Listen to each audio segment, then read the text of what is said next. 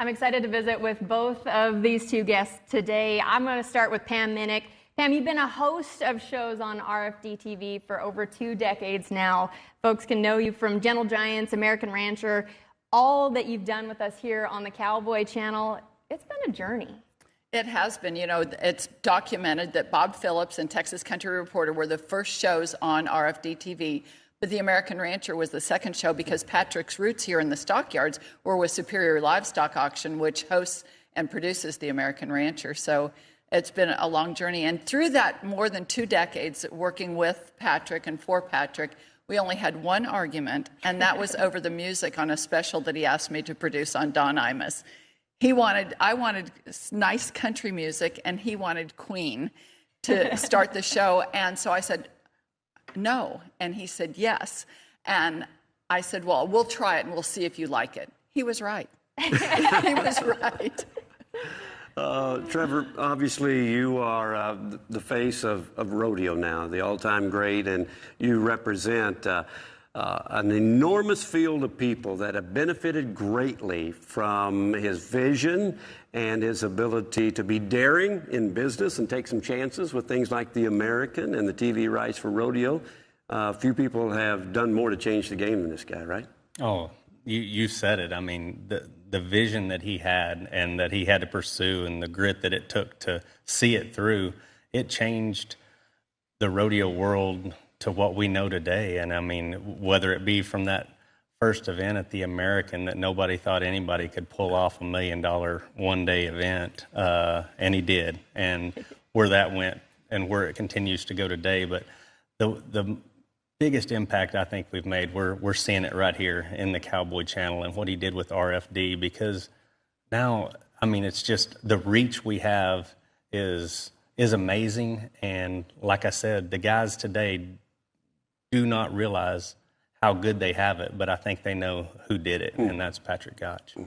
Pam, you've been always an advocate for the Western lifestyle, for the rodeo world, for the agricultural world. How important is it to have those great advocates in this world like Patrick? Well, you know, Trevor said it, and Randy spoke to it as well. When he first launched the Cowboy Channel and said we're going to cover performances at rodeos, a lot of those rodeos were a little reticent. They said it's going to hurt our attendance. And what has it done? It's grown the attendance. And so his vision, and Randy said as well, he didn't do things because of the financial impact. He did it because of a passion. He believed he was an innovator, and he took chances. And he believed more in himself, and he believed more in us than we did ourselves. He threw me at situations that I would have never stepped into myself. When biodiesel first came around, he got connected with Willie Nelson. And so he said, I'm going to send you down to Willie's, and I want you to do a special on Willie Nelson and biodiesel. And I said, okay. And I went down there, and it turned out to be a great show. And Willie loved it. Patrick loved it. But, you know, just things like that who would think that those connections, it's part of all of rural America. And he knew that that was good for farmers because of the corn that it takes for biodiesel. It all came around to rural America. Trevor, a favorite memory of either something he said or did, or maybe the legacy he left?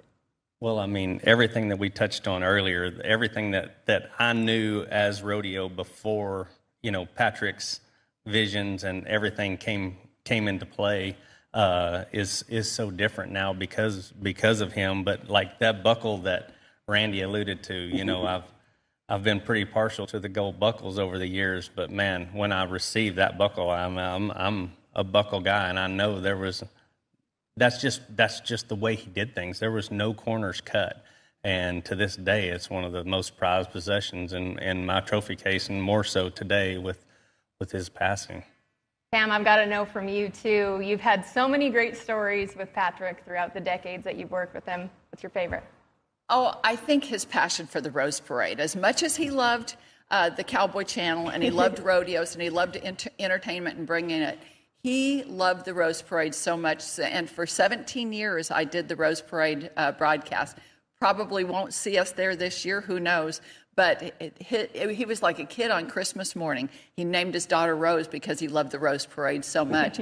But he came alive every year when they started putting roses on the floats. And so those were some of my best memories. That and every special that he trusted me to produce for him. I have great memories. We'd have to talk way more than the time we've got today. I understand. Well, you guys are such great ambassadors, and we're right in the midst of all of these wild, crazy ideas that he had, and you were able to see them through, as did the rest of us here. So thank you for stopping by and joining us as we remember a real legend. Another legend has been lost.